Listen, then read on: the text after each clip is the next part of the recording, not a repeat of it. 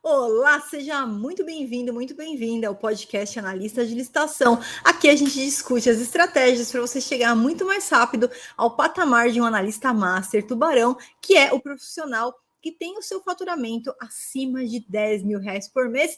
Eu sou a professora Flávia Viana, trabalho há 23 anos com licitações, sou analista master de licitações e no episódio de hoje eu vou responder a seguinte pergunta. Flávia, quanto tempo demora uma licitação? Quanto tempo que demora desde o início da prospecção do meu cliente até finalizar aquela licitação e eu ter o resultado, saber se eu ganhei, se eu não ganhei? Como é que funciona a questão do pagamento? Quando que eu vou receber a minha comissão, no caso de eu representar meus clientes? Então, primeiro ponto que eu quero te falar a respeito do tempo, tá? O tempo de duração aí de uma licitação, né? O tempo para você auferir os seus primeiros resultados e também a questão do pagamento, da remuneração do analista de licitação. Então, vamos lá, primeiro ponto.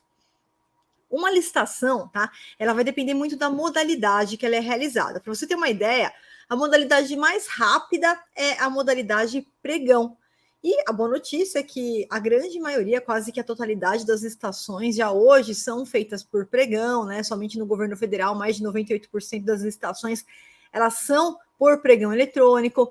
E desde 2020, os estados e os municípios eles acabaram aderindo em massa, né? Foram obrigados a aderir ao pregão eletrônico. Então, mesmo que o estado ou o município tenha uma lei que não o obrigue, né, a adotar o pregão eletrônico, como acontece na esfera federal, a gente tem o decreto 10.024, que quando o objeto a ser comprado, contratado for um objeto comum, isso é um objeto que eu consigo facilmente no mercado, qualquer empresa do ramo ali daquele setor pode fornecer, é um objeto que eu posso especificar de forma objetiva lá no meu edital. Então, quando o objeto é comum, obrigatoriamente sendo órgão federal ou que utilize, né, dinheiro aí repassado voluntariamente pela União, precisa executar o pregão. E o pregão ele é uma modalidade muito mais rápida, muito mais ágil, muito mais célere. Quer dizer, começa e termina mais rápido. São prazos diminuídos. Então, para você ter uma ideia, depois que o edital de pregão ele é publicado, o órgão ele tem ali o prazo, né, que a gente chama de prazo de publicidade, quer dizer, são 8 dias úteis entre a data da publicação do edital, que é o aviso, é o caderno que fala, opa, vai acontecer uma licitação para comprar isso, para contratar aquilo, e vai ocorrer no dia X. Então ele tem um prazo ali de 8 dias úteis, e a partir disso já vai ser o dia do pregão. E o pregão, ele tende a ser muito mais rápido, ele se desenvolve muito mais rápido. Então, tem algumas fases que vão acontecer durante a licitação. Então, tem a abertura do pregão, depois a gente vai para a fase de lances, tem a fase de negociação com o primeiro colocado, né? Assim, muito por cima, né? De forma bem sucinta. Tem a fase do empate, o desempate fictício, que é uma fase que vai beneficiar o MEI, microempreendedor individual, microempresa, empresa de pequeno porte que estiver participando daquele pregão. Na sequência é feita a análise da fase de documentos, quer dizer, vou dar uma olhadinha, o pregoeiro vai verificar os documentos daquela empresa que está em primeiro lugar.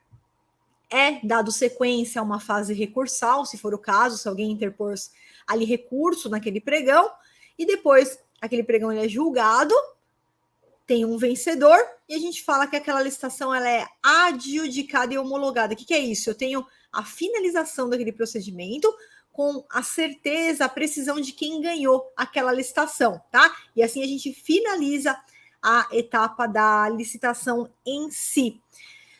O que acontece é que essa licitação ela pode se desenvolver de uma forma muito rápida, né? Em algumas semanas ali essa finalização. Por quê? Porque apesar do pregão ele iniciar, né? Ele ter ali um fomento para iniciar e terminar no mesmo dia, é normal que o pregão ele seja suspenso, quer dizer, vamos começar o pregão na segunda-feira, só que até terminar o horário de expediente, não foi finalizado todo aquele pregão.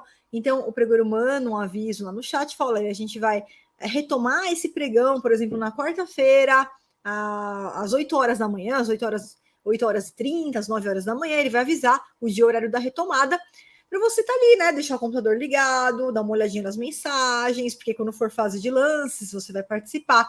Quando for fase de recursos também, você tem que ali estar com o seu radar ligado para dar uma olhadinha, uma análise, mas o fato é que normalmente existe sim essa suspensão no meio do pregão, e isso você ganha tempo, né? Porque você imagina o seguinte, que a gente iniciou o pregão, teve a fase de lances, aí o pregoeiro vai fazer análise ali documental, nesse momento você já tem acesso à proposta de todos os seus concorrentes, já tem acesso à documentação que foi anexada no sistema do seu concorrente, e aí com essa suspensão do pregão para o dia seguinte, para dali 2 dias, para dali 3 dias, você vai entrar no sistema, o sistema ele fica 24 horas por dia disponível, onde você entra, analisa os documentos dos seus concorrentes, analisa a proposta dos seus concorrentes, você pode fazer até à noite, né? Esse trabalho, essa atuação, até fora do horário comercial, porque vai ficar ali disponível para você, se tiver nessa fase, logicamente, e se preparar para o dia que for marcada a retomada daquele pregão, tá? Então, o pregão ele pode se desenvolver, né, dependendo, tem pregão que tem recurso, tem pregão que não tem recurso, que é um pouco mais rápido. Então, se tem recurso, aí tem o prazo recursal, porque os fornecedores eles têm ali 3 dias, né? Quem manifestou a intenção de recurso tem 3 dias para elaborar o seu recurso, para interpor aí no sistema.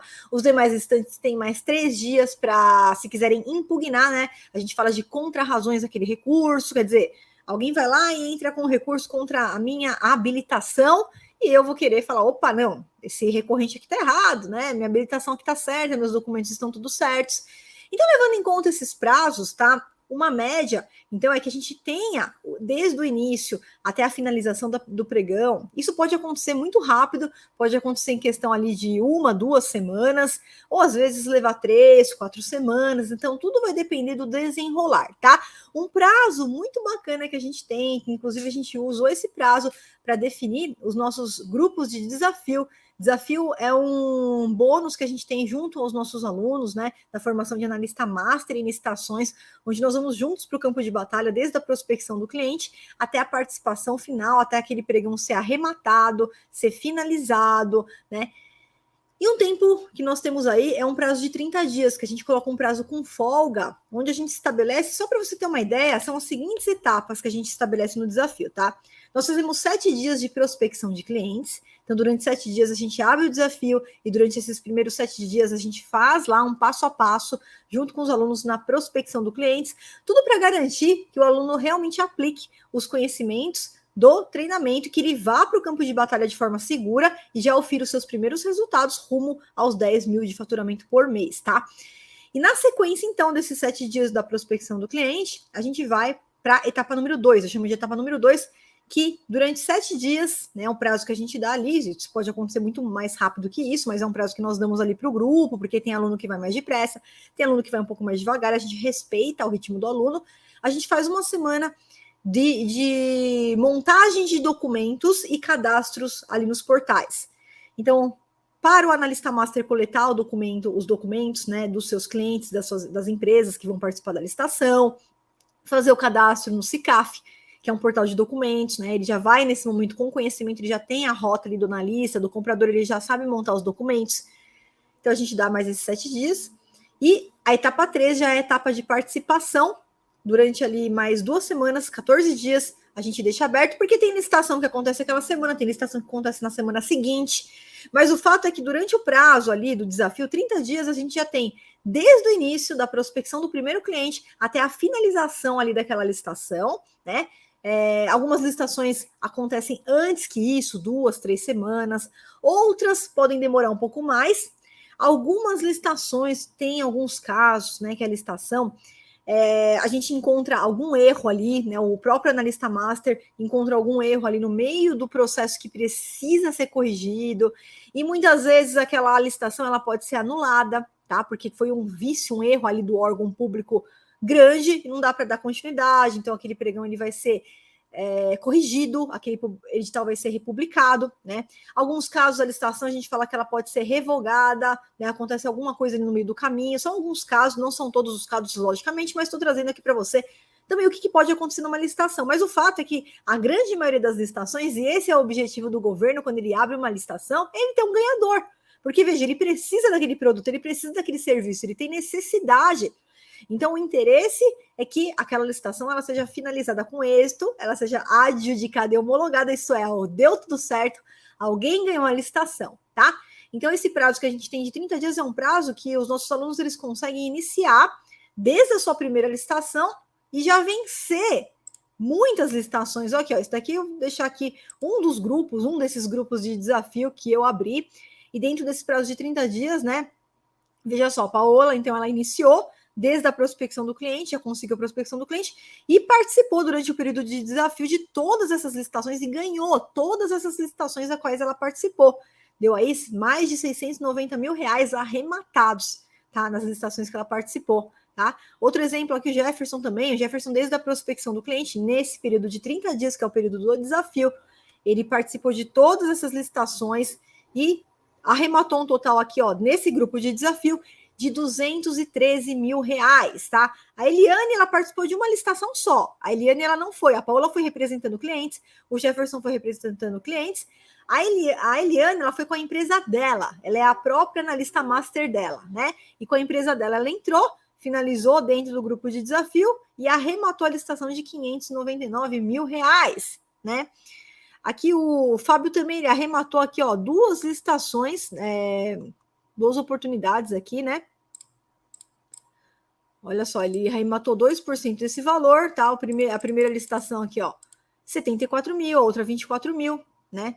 Então, aqui são apenas alguns exemplos, tá? Aqui, ó, alguns casos também de cotações de dispensas. As cotações das dispensas, elas são mais rápidas, tá? Tem valores um pouquinho menores, né? Que nem aqui, ó, quase 9 mil reais, 8 mil reais. Então, tem valores um pouco menores, mas as dispensas e as cotações eletrônicas, elas acontecem num período muito mais rápido do que esses 30 dias, tá? Muitas vezes a gente tem a oportunidade, ela já é finalizada ali no mesmo dia, em questão ali de alguns dias, o órgão já faz o contrato, já finaliza aquela compra, aquela contratação, tá? Então, as dispensas e as cotações, apesar dos valores às vezes serem menores, são mais rápidas, e a licitação tem esse passo a passo, tá? Mas um período aí de 2 semanas a 4 semanas, você já consegue participar e arrematar várias licitações utilizando a técnica correta de participação, tá? Então, esse é mais um prazo, mais ou menos um prazo aí médio, tá? De 2 semanas a 4 semanas, um prazo médio para a gente ter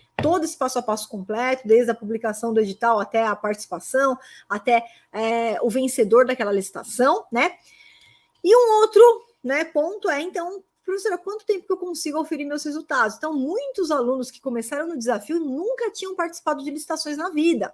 Eles passaram pelos módulos obrigatórios do curso, entraram no grupo do desafio e em 30 dias já é esse resultado. A grande maioria tem esses resultados já na sua primeira licitação, que é o caso da Vanessa. A Vanessa também arrematou uma licitação, ali a primeira licitação dela, no valor de quase 600 mil reais, já oferiu mais que 10 mil num único trabalho, e foi a primeira licitação que ela participou. Né, Valéria também, vocês encontram aqui os estudos de caso de de centenas de alunos meus aqui nesse canal.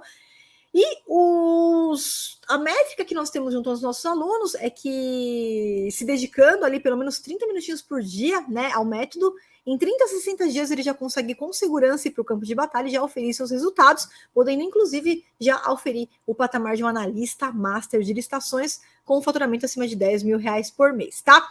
E agora vem a próxima dúvida. Professora, como é que funciona o pagamento do meu cliente? Quando é que eu vou receber essa minha comissão? Então, é importante a gente lembrar que, se você estiver trabalhando, claro, como analista master representando a sua própria empresa, você participa da licitação, ganha a licitação, entrega o objeto, o produto, o serviço no órgão, e o prazo que o governo tem para te pagar é uma média de 30 dias, tá? Uma média porque ele pode pagar antes desse prazo, mas pela lei, são 30 dias que o governo paga, né? Aquela parcela que foi adimplida, que foi entregue, que foi executada, tá?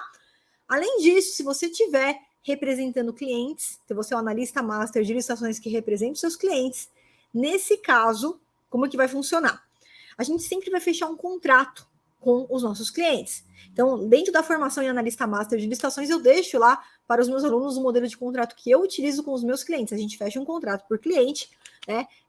Esse contrato ele pode ter um prazo inicial aí de 6 meses, por exemplo, 1 ano, vai depender do que o seu cliente quiser negociar com você. E o que você vai prever nesse contrato? Você vai prever as formas que você será remunerado pelos seus serviços, tá? A primeira forma de remuneração dos serviços, que é a comissão sobre o êxito, ela é uma forma de remuneração que geralmente a gente usa de forma adicional, quer dizer, eu cobro a comissão sobre o êxito da licitação, o valor arrematado, o valor que a gente vence a licitação. Só que, além disso, também cobrar uma mensalidade do cliente, ou pelo menos um valor fixo por licitação que vai participar. Porque essa mensalidade ou o valor fixo, ela vai custear o seu trabalho operacional, independentemente do resultado da licitação. Você tem um custo dos seus serviços de montar documento, montar proposta, cadastrar proposta, todo esse serviço ele tem que ser custeado. Então, a gente cobra geralmente uma mensalidade, vamos supor, todo dia 5 do mês ou todo dia 10 do mês, você vai combinar isso com o seu cliente, o dia que for melhor para ele, como se fosse um aluguel, né? E ele vai depositar na sua conta a mensalidade. Além da mensalidade, como que eu cobro a comissão sobre o êxito? Então, normalmente, aqui não tem receita de bolo, isso vai depender muito do valor da licitação, tá? Mas normalmente a gente costuma cobrar de 1 a 6% do valor arrematado na licitação. Então, se eu ganhei a licitação por R$599 mil e combinei 5% desse valor, são 5% em cima dos R$599 mil, tá? Então, você vai poder negociar com seu cliente de 1 a 6% do valor ali da licitação, ou da dispensa, ou da cotação, mas não tem regra. Por quê? Porque se você estiver falando de uma licitação de 12 milhões, você não vai cobrar 1% daquele valor, você pode cobrar 0,01%, e mesmo assim você vai oferir ganhos de um analista master, né? Chegando a R$10 mil em um único trabalho, né? Um único trabalho, uma única comissão que você recebe. Então é importante você indicar para o seu cliente como que vai ser o pagamento aí dessa comissão sobre o êxito, tá? A mensalidade é tranquilo, sempre no dia 5, no dia 10 do mês ele vai te depositar. Se for um valor fixo por licitação, você pode cobrar adiantado, ou você pode cobrar um sinal, 50% antes, 50% no dia da licitação, por exemplo. E se for a comissão sobre o êxito, o que você vai combinar? Aqui também não tem regra, tá, pessoal? Vou te falar o padrão que eu faço, que os meus alunos fazem também. A gente combina com o cliente que ele tem que pagar a comissão para nós quando ele recebe a nota de empenho do governo. Veja só, não é quando ele recebe o pagamento, quando ele recebe a nota de empenho. Vou te explicar por quê. Como que funciona o pagamento pelo governo? Então, quando a gente ganha a licitação, eu ganhei a licitação. Quando essa licitação, eu expliquei para você que ela é adjudicada, é homologada, quer dizer, eu já tenho certeza que a licitação terminou e que tem um ganhador. Só que a partir desse período, o órgão, ele vai ter que convocar a empresa que ganhou aquele pregão, aquela licitação, para ou assinar um contrato ou simplesmente emitir uma nota de empenho, porque a nota de empenho ela é um documento hábil a substituir o termo de contrato. Então, não é todo caso que a gente vai ter um contrato administrativo que todo mundo vai assinar, não. Terminou a licitação, o órgão ele pode emitir uma nota de empenho ou similar, a gente chama de ordem de compra, ordem de serviço. Esse documento, ele sempre vai existir, tá? A nota de empenho ou similar, ordem de compra, ordem de serviço, ele sempre vai existir. Porque ele é o documento que garante que o dinheiro, ele foi reservado, que aquele dinheiro, aqueles R$600 mil, por exemplo, para pagar aquele contratado, ele já está reservado. Então, é a garantia que aquele sujeito ele vai receber aquele valor, tá? Então, essa nota de empenho, ordem de compra ou de serviço, ela sempre vai existir. Tendo contrato ou não, ela sempre vai existir. E aí, lá no contrato, lá no edital, desde o momento que a gente vai participar da licitação, ele já traz como que vai se desenrolar essa contratação. Então, por exemplo, ele fala, olha, o contratado, ao receber a nota de empenho, ele vai ter lá o prazo de, 10 dias para entregar o produto, 30 dias para entregar o produto, para executar o serviço. E todos esses prazos, eles já estão no edital, você não vai ter surpresa nenhuma. Você e seu cliente já sabem desses prazos antes da licitação, né? Então, quando finaliza aquele procedimento, tá? Terminou a licitação, foi adjudicada, foi homologada, aí a gente vai aguardar o órgão público para formalizar o contrato ou para enviar a nota de empenho ou similar. Pronto. A partir do momento que formalizou o contrato ou já encaminhou a nota de empenho ou similar, é nesse momento que o seu cliente ele tem que pagar a sua comissão. Porque a partir daí, ele vai executar ali o objeto. O que eu quero dizer com executar o objeto? Ele vai entregar o produto, prestar o serviço, construir a obra, e ele vai receber do governo ali no prazo de até 30 dias, tá? Então, a sua comissão, você já combina com ele que ele vai passar para você assim que ele recebe a nota de empenho ou que ele assina o contrato com o governo, tá? Professor, eu tô com um cliente aqui que ele só quer me pagar depois que o governo pagar ele. Aí vai ficar a seu critério aceitar ou não. De repente, se é um bom cliente, vale até a pena você falar, olha, eu vou trabalhar desse jeito na primeira licitação, mas a partir da segunda licitação, né, só para você conhecer aqui meu trabalho, mas a partir da segunda licitação, eu já vou receber assim que você receber nota de empenho, você já me repassa a comissão. Legal? Legal. Já coloca isso no contrato e aí você já negocia isso com o seu cliente, tá? Então, não tem receita de bolo, tem sim negociação com cada cliente, tá? E o seu livre-arbítrio em aceitar essa condição ou não. Se não for uma condição vantajosa para você, fica tranquilo.